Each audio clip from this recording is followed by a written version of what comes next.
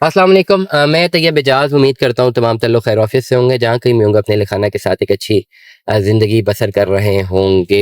एक case study है मेरे पास park view city overseas block का। मैं ज़ाती तौर पे ये आपको केस स्टडी बता रहा हूँ। मैं प्लॉट नंबर नहीं बता रहा, मैं कुछ भी नहीं बता रहा। ओवरसीज ब्लॉक है, मैं सेक्टर भी नहीं बता रहा। मुझे एक साहब ने रब्ता किया कि वो मुझसे बाय ना कि जी प्लॉट मुझे लोकेट हुआ है और ये मैं बेचना चाहता हूँ। अब डेफिनेटली ओवरसीज ब्लॉक के प्लॉट अगर एलोकेट किसी को हुए हैं तो वो कैसे बेचे?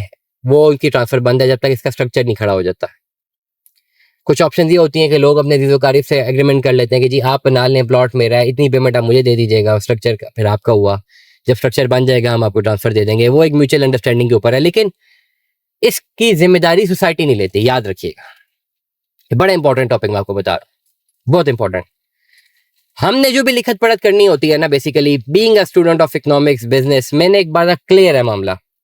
मैं हवाई बातें नहीं करता और मैं जब डील कर रहा होता हूँ तो मैं हर चीज ऑन ग्राउंड ऑन रिकॉर्ड पे करता हूँ। मेरे पास ये जब क्यूरी आई तो सबसे पहले मैंने जाके मैनेजमेंट में कुछ लोगों से बात की और मैंने कहा कि ये प्लॉट किसी बंदे को अलॉट हुआ है। अब अगर ये कोई और बंदा इस पे बनाता है तो डेफिनेटली प्लॉट ट्रांसफर तो नहीं होगा, लेकिन वो पेमेंट तो उसको देनी है अपने सेलर को। सेलर पेमेंट ले लेकर कोई बंदा 1 करोड़ के ऊपर लगा के स्ट्रक्चर खड़ा कर दे, सेलर बाद में दे ही ना, ट्रांसफर ही ना दे, फिर क्या हो सकता है? भले एग्रीमेंट लगाओ। तो मैंने कहा क्या एग्रीमेंट अगर हो भी गया तो एग्रीमेंट क्या सोसाइटी एक्नॉलेज करती है इसको?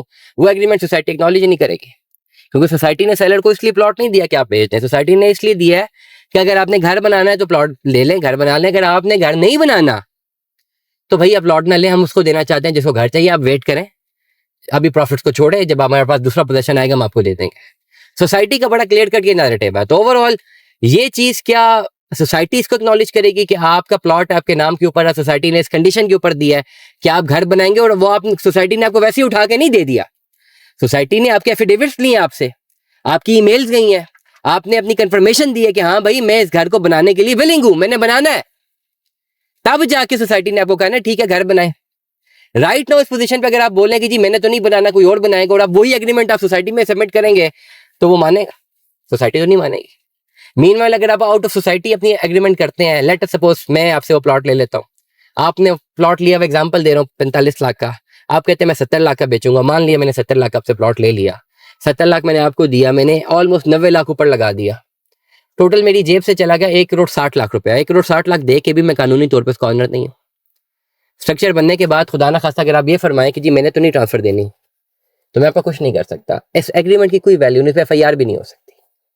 ये जो लोग कहते हैं ना हो जाती है करवाएं FIR, एग्रीमेंट के ऊपर कोई FIR नहीं होती, उल्टा और मामला फंस जाता है।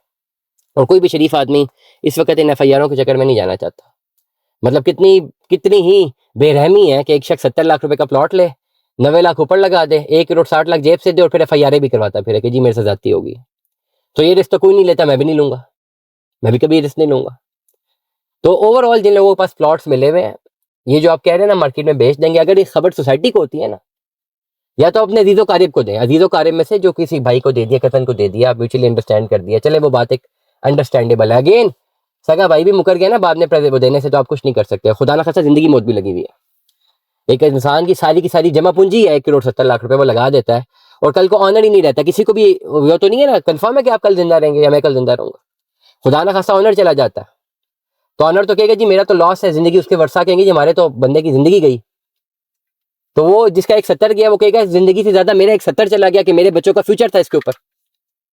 तो इस तरह की एक्टिविटीज मत करें। और इसकी बेनक अगर सोसाइटियों को लग जाती हैं तो आपके प्लॉट्स उन्होंने वैसे ही जवाब बना के कैंसिल कर देने, क्योंकि आपने अपने नाम से एफिडेविट दिया होता है या अपनी जो अथॉरिटी लेटर दिया होता है। इस बात को समझिए, लीगैलिटीज को समझिए।